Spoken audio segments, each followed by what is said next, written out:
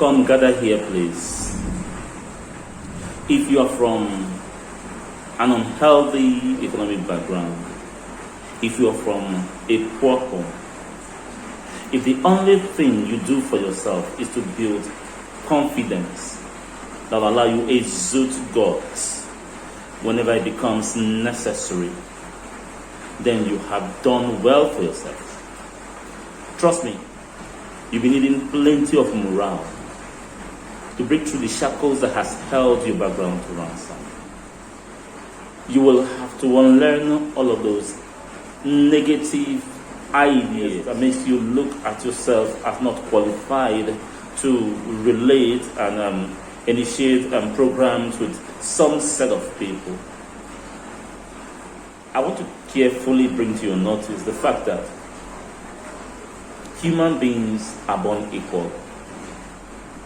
That is why it is required of every child at birth to cry. Get your statistics right. Maybe it's only in Africa that this happens, but when a child accesses this world, when a child is given birth to, the first thing that is expected of that child is to cry. Any child who refuses to let out a cry at the point of birth will be made to exercise this franchise. It is a right, and that is what symbolizes our equality. That is what makes us human. So people are born equal. The only thing that brings about the difference you see is the environment we are raised from. The nurturing, the environment we are cultured by. It is that environment that will begin to introduce to you what you should have and what you shouldn't have, what you should do and what you shouldn't do, who you go out with and who you shouldn't go out with. And so, for parents who find it very easy to begin to talk down their kids, whatever it is you plant into the mind of the child sprouts and grows. It evolves over time to a personality that child becomes at the long run. So communication in the home is very important. If you are that parent who will always nurture your children to be scared, who will always establish boundaries for your kids, where they should go, who they should relate with, giving them demeaning reasons for why they shouldn't do certain things, why they shouldn't go after certain persons, why they should not relate with certain persons, then you'll be doing them more harm than good. By the time you start telling children you're not meant to relate with this person, you're meant to relate with this person, don't go here, go there, do not relate with it. You know these people are wealthy, you don't want to get into trouble with their wealth and all of that. It will begin to give the child an inferiority complex. It will begin to make the child feel inferior. So if you are that parent that bullies children, if you are that parent that will always abuse and reduce the word of the child to nothing, know that you are sowing seeds. And that seed you will reap. You will reduce the value and the worth of a child to a point where a child begins feeling he or she is worthless. And so any kind gestures this child gets from elsewhere will be like he's been done a favor. See, in order to price yourself appropriately, in order to be able to price yourself appropriately, you must understand that you are worth it. You must know that you are resourceful. It is that knowledge that will put you to work to refine the value and the potential that is inside of you, there is no human being without potential. All we need is the awareness that there are potentials inside of you. Refine the same potentials. When they are refined, the next thing you need is to be able to price yourself appropriately. Don't just give in because you feel worthless. And this is the attitude that has rendered so many to untold hardship today. You see children falling prey to people they come by because they think they are worthless. Of course, that is what you've told them, and so they know it. And that is what they know. How can someone from a very poor background only relate with people of his or her class? And so how will the breakthrough come? How will the breakthrough come? How will it be able to exceed boundaries that are established? Poverty boundaries that are established by probably your parents or whatever background you come from. It is only guts and confidence that can sell the values that are highness within you. Let me tell you, it doesn't matter how intelligent you are if you do not have guts to sell that intelligence at the point of presentation. You may have experienced it. So much knowledge within you. You know so much, but you fear to express yourself. How will you be able to have people know what you carry without courage, without guts, without confidence? How will people understand you have what it takes when you cannot confidently express yourself? I have seen people who have projected a lot of confidence, who knows nothing but the fact that they were able to exude a lot of confidence. That confidence level they exuded moved them from obscurity to fame. So please, if the only thing you do is to begin to unlearn, rebrand, you understand, renew your mind, to begin to see your worth, please, it is very important you do that, because that is the only thing that will stand you out. Life is confidence. You don't reduce yourself, no, I am not saying you should pretend about it. Okay, let me just say this. See, if wealthy people exude guts because they have everything, you should be able to exude guts and confidence because you have nothing to lose. You have nothing to lose. What reputation do you have to protect? And of course, every value that is inherent in human is inside of you, is within. So, if you understand what you work within, just know that all you need to play or manifest your work to the outer world is time. By the time you keep developing yourself with the right mindset, knowing who you are, knowing what you can do, knowing that you're willing to give in the work that is required to stand out, nobody should be able to cajole you or intimidate you or bully you to submitting at any point in time. How can you be so good, so intelligent, wonderfully made, beautiful, and just give in to rascals because you feel you have no worth? Who ever told you that? So please, somebody told me something the other day, that a squatter cannot squat a squatter. A squatter cannot squat a squatter. So if you're squatting by way of situation, background or whatever, you're squatting, situation has rendered you a bit incapacitated, probably your background has not availed you the required resources to lead a great life.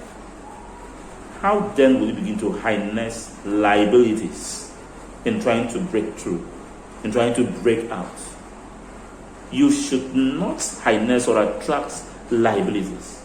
Work yourself to a point where genuine substance, value, relevance will begin to look for you. Until that is done, you're going to lead a caricature kind of life. Things will never go well until you build in the guts through hard work. You build in the guts through self-awareness.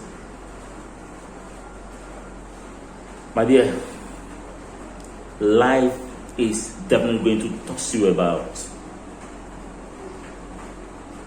Life is going to toss you about if you refuse to work on realizing who you really are, understanding who you are, moving forward. If you keep up the fear, if you refuse to mingle with the right persons, people with substance, people you could learn from, people who see it as a challenge to conquer. Life is about challenges. See people who have what you seek. Go to them, wait there on their table till you are able to express yourself. Learn it. It's a skill. Learn it. Learn the habit of being able to present whatever it is that's so precious inside of you, whatever it is that's so packed inside of you to people. The moment you're able to develop that skill, you stand out. Have the guts to come the way you are. See, there is no single human being that knows it all. Most of what we see, most of the expertise we see is just enough to bully you and bamboozle you around. You see people very knowledgeable, they just know so much so that they're able to bully and bamboozle you around. Nobody knows it all. I had a project presentation to do.